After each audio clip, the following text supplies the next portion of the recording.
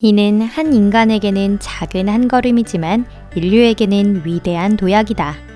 처음으로 달에 착륙했던 순간 남긴 닐 암스트롱의 말은 아마 지구상의 사람이라면 누구나 한 번쯤 들어보신 적이 있을 겁니다. 여러분 안녕하세요. 만약 이런 도약이 조만간 다시 일어난다면 어떨까요? 2019년 아폴로 계획 50주년 기념일 전날, 나사는 다시 달 탐사를 시작하겠다고 발표했습니다. 게다가 단순히 달에 착륙하는 것뿐만 아니라 이번에는 그곳에 거점까지 둔다고 합니다. 나사의 이 실험에 미국의 많은 민간 기업, 유럽 우주기관, 그리고 국제적 파트너들이 적극적인 후원에 나섰습니다. 달에 다시 사람을 보낸다는 계획에는 아르테미스라는 이름이 붙게 됐는데요. 그리스 신화에 나오는 여신의 이름이 선정된 데에는 이유가 있습니다. 아르테미스는 지상의 온갖 생물을 지키는 수호신으로 아폴론의 쌍둥이 남매입니다. 또 그리스의 신들 중에서도 여신이라는 점에서 달에 착륙하는 것이 여성 우주비행사라는 것을 시사하고 있습니다. 언제 달에 가고 어떻게 갈까? 많은 질문에 답하기 위해 왔습니다. 이곳은 토픽입니다. 그럼 기대에 부응하기 위해 서둘러 시작해볼까요?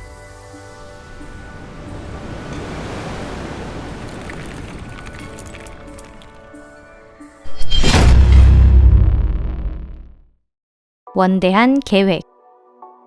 새로운 달 탐사 계획은 2024년까지 우주비행사의 달 착륙을 목표로 하고 있습니다. 그렇게나 빨리 가능한 이야기일까요? 그 전에 중요한 몇 가지 준비 단계가 있습니다. 우선 달에 몇 번 정도 무인으로 실험을 한 뒤에 사람을 태운 시험 비행을 진행하게 됩니다. 그 후 달의 주회 궤도상에 우주 정거장을 지을 예정입니다. 이는 ISS 같은 거주 가능한 국제 정거장이 될 것입니다.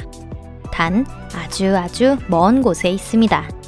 이 달 궤도 플랫폼 게이트웨이가 달 주위를 한 바퀴 도는 데는 7일 정도가 걸립니다. 이 모듈에 거주할 수 있는 것은 4명까지로 기간은 1개월에서 3개월입니다. 이 게이트웨이는 당분간은 원칙적으로 달 탐사를 위해 사용될 예정이지만 이후 화성에 가는 우주비행사들의 연결 지점이 되어줄 예정입니다. 게이트웨이의 건설은 최초 탐사대가 달에 발을 내디딜 때쯤 시작될 겁니다. 그때까지는 동력장치나 식량 비축 모듈, 주거 모듈, 달 착륙 모듈이 완공될 예정입니다. 아르테미스3에 참여하는 우주 비행사는 게이트웨이에 도착하면 내부 확인 작업 후 착륙용 배를 갈아타고 달에 발을 내딛게 됩니다. 예정에 따르면 얼음이 많이 존재하는 달의 남극 부분에 착지한다고 합니다. 아폴로 계획에서 우주비행사가 착지한 곳이 달의 적도 부근이므로 남극에서 착륙하는 것은 처음입니다. 또 지난번의 임무는 아주 짧은 몇 시간 정도였지만 2024년에는 남녀 한 사람씩으로 구성된 우주비행사가 약 일주일 동안 머물게 됩니다. 거의 휴가와 맞먹는 기간이죠. 나사의 기술자들은 15년간의 개발 계획을 상정하여 그곳에 우주비행사가 거주할 수 있는 기지를 세울 예정입니다. 지구 밖에서 건물을 짓는 경험은 물론 필수적인 건설 기술도 시험할 수 있기 때문에 화성 식민지화에 앞서 좋은 훈련이 되어줄 것입니다. 또한 우주비행사는 달의 얼음을 정화하여 사용할 수 있는지 시도할 예정입니다. 여기에는 물을 산소와 수소로 분해하는 것도 포함됩니다. 다음으로 달에 가는 행운을 손에 넣은 사람은 누구일까요? 12명의 미국인 우주비행사와 2명의 캐나다인 우주비행사가 이미 2년간의 양성 과정을 마쳤습니다. 나사에는 한 차례 앞서 양성 과정을 졸업한 사람이 다음 단계의 대부가 됩니다. 즉 다음 그룹의 애칭을 결정해주는 것인데요. 그렇게 해서 다음에 달에 날아오르는 그룹의 이름은 터틀즈가 되었습니다. 달을 정복하고자 하는 사람들에 의해 붙여진 이 애칭은 허리케인 하비에서 따왔습니다. 후보자가 처음 휴스톤의 존슨 우주센터에 방문한 날 하비로 인한 수해 때문에 일대가 물에 잠겨버렸습니다. 어쩌면 이 거북이는 운이 좋은 건지도 모르겠습니다. 아르테미스 계획에 참여하는 건 물론 제1차 파견단의 일원으로서 화성에 갈 수도 있으니까요. 즉, 그들의 작은 소리에 금세 숨어버리는 나약한 동물이 아니라 진정한 닌자 거북인 것입니다.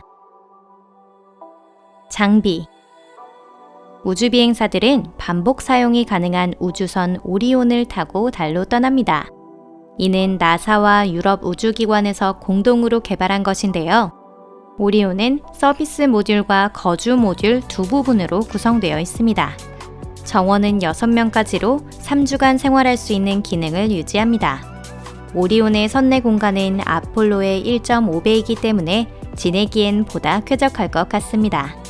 또 기분 좋은 화장실도 있습니다. 이 정도면 아주 호화롭네요. 너무 웃진 마세요. 그동안 아폴로에게 이런 사치품은 없었습니다. 달 탐사 계획 이후 오리온은 소행성을 향한 유인 비행, 더 나아가 화성 탐사 때도 사용될 예정입니다.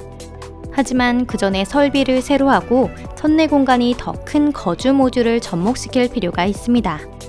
아르테미스 계획에서 오리온을 우주로 보내는 것은 초중량급 모델 우주 발사 시스템으로 이는 새로운 우주선 기술을 만들어낼 것입니다. 바로 얼마 전 나사는 우주 발사 시스템의 기반이 되는 로켓의 단을 완성시켰는데 발사 준비가 완전히 갖추어지기까지는 시간이 조금 더 걸릴 예정입니다. 오리온의 첫 달 비행은 2020년 11월을 예정하고 있지만 그 전까지 끝나지 않을 가능성도 아주 큽니다. 하지만 나사의 장관인 짐 브라이든스티는 최초의 달 미션은 긴급 사태가 일어나지 않는 한 연기하지 않는다. 그러니 오리온의 발사에 민간 로켓 이용도 함께 검토하고 있다 라고 밝혔습니다. 2020년 나사에서는 기한 내에 할 수 있을지 알 수 없는 사업들이 산처럼 쌓여 있습니다. 미션에서 중요한 또 한 가지는 우주복입니다. 시제품은 2019년에 처음 발표되었는데 이는 닐 암스트롱이 달을 걸었을 때의 우주복과는 완전히 다릅니다. 아르테미스의 우주비행사들은 예전처럼 달 위를 유머러스하게 뛰어다닐 필요 없이 평범하게 걸어 다닐 수 있게 되었습니다. 우주복의 모양은 마치 특별한 문으로 연결된 작은 방에 들어가는 느낌으로 착용합니다. 이것을 입고 있으면 영하 157도부터 영상 121도의 환경에서 약 8시간 동안 작업을 할 수 있습니다. 또 프리사이즈라 키의 높낮이 상관없이 착용 가능합니다. 우주 비행사는 두 종류의 우주복을 나누어서 입습니다. 첫 번째는 우주로 나오기 위한 것이고 또 하나는 선내에서 착용하는 실내복 같은 복장입니다. 이쪽이 요즘 핫한 우주복입니다.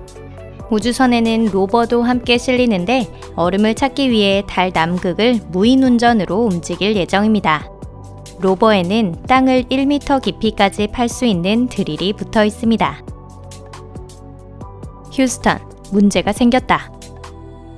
우리는 새로운 시대로의 전환점에 서서 인류 최초의 달 착륙은 물론 대단한 사건들의 목격자가 될 수도 있습니다. 하지만 모든 사람이 나사의 낙관주의에 찬동하는 것은 아닌데요.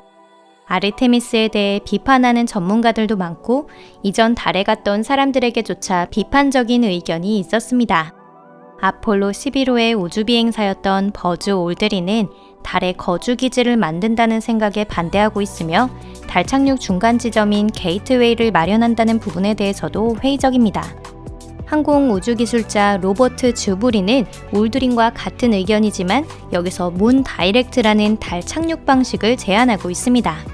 즈부리는 이미 있는 설비를 쓸 수 있으면 우주 발사 시스템이라는 로켓을 굳이 만들 필요가 없다고 주장합니다. 스페이스 X사의 로켓이나 우주선 드래곤 2를 사용해도 된다는 것이죠. 스페이스 X사의 CEO인 일론 머스크 본인도 비판적입니다. 우주 발사 시스템의 중대한 문제는 다시 이용할 수 없다는 점이다 라고 밝혔습니다. 발사할 때마다 10억 달러의 로켓이 사라지는 게 말이 되냐라고 말이죠. 오늘 영상은 여기까지입니다. 물론 바로 다음 영상에서 다시 뵙겠지만요. 시청해주셔서 감사합니다. 나사의 야심찬 계획이 성공할지 아닐지는 우리는 곧 알게 될 것입니다. 달에 갈 우주비행사들은 닐 암스트롱과 같은 명언을 생각할 시간이 아직 충분히 있습니다. 그들의 말은 장차 10년 동안 많은 사람들의 입에 오르게 될 것입니다. 그럼 저는 다음 영상에서 뵙겠습니다. 안녕히 계세요.